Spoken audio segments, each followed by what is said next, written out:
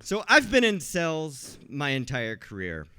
And in 2018, I landed my dream sales job.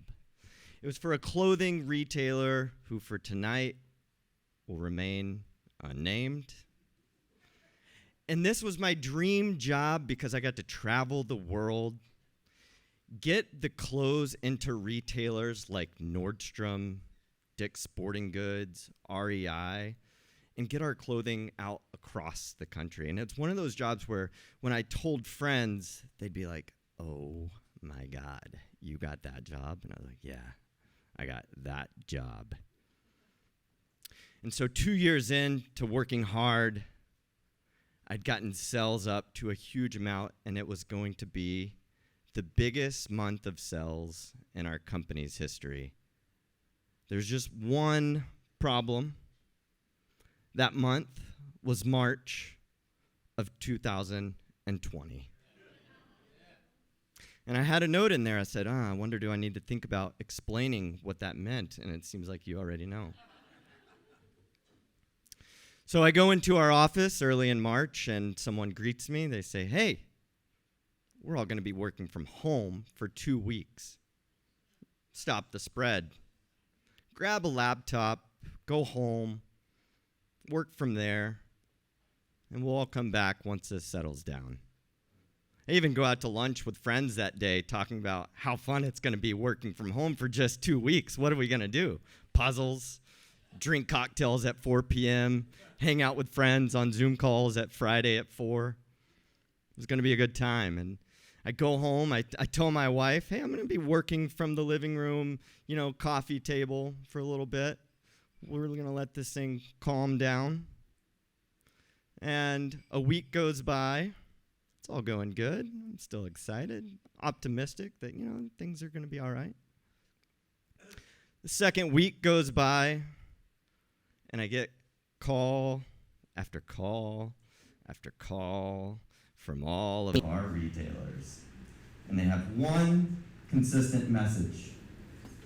"Caleb, don't ship me any product." We went from having the biggest month of sales in company history to basically zero. And our sales as a company were also down 50%. So my optimism of going to lunch quickly turned to, "Oh shit." And a few weeks go by after hearing this news, and our company reassures us we're going to be fine. We're going to make it. We're going to apply for all those loans that were going around at the time to help companies stay afloat. We're going to be good. Like, okay, we're going to make it. Sales are going to pick back up. Retailers are going to open back up. We're going to be fine.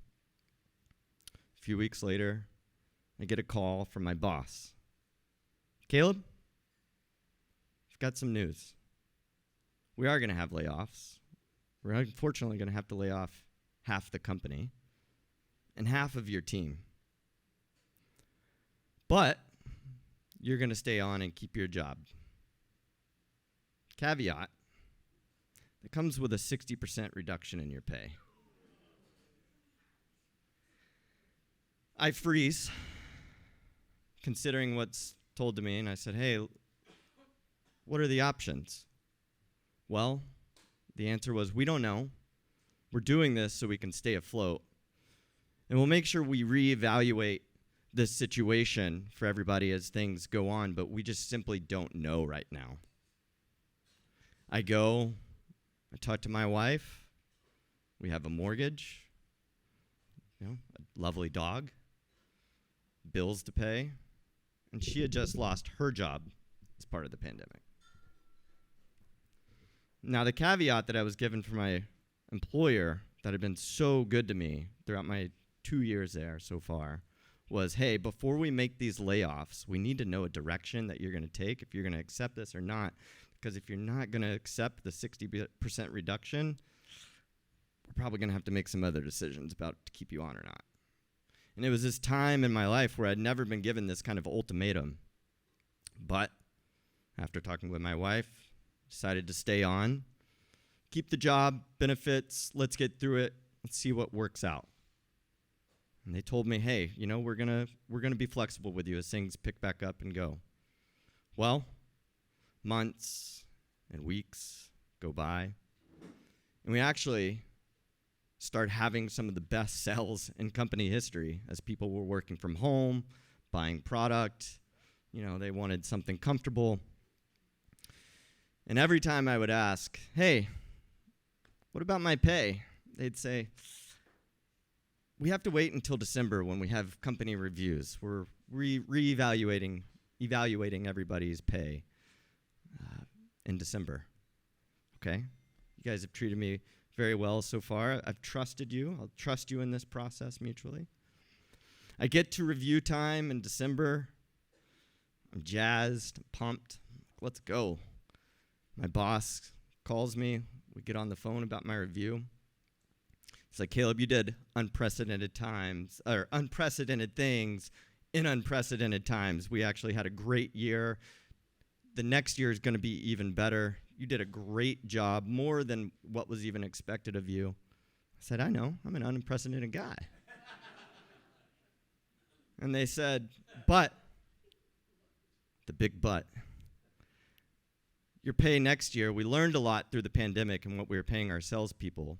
In 2021, we're going to change our pay structure, and that means you're going to be getting 40% less than what you were making before the pandemic. And generally, I'm a nice guy, but it's safe to say I lost my shit. I told him, I said, hey, look, I can't do this. I can't stay on for this. And he said, look, if you want to transition out of the company, we can work with you on that. But my wife still didn't have a job. I hadn't been looking. I'd been putting all my faith and trust and for this to come to fruition, get back on track. And I didn't have a plan.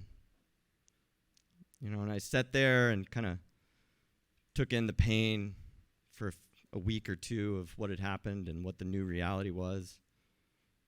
Then I pulled my boots up, said it's time to start looking. So I started looking for a job. It took me a year, but I'm happy to say I called my boss. And I said, hey, I'm giving you some sweet 2-week notices.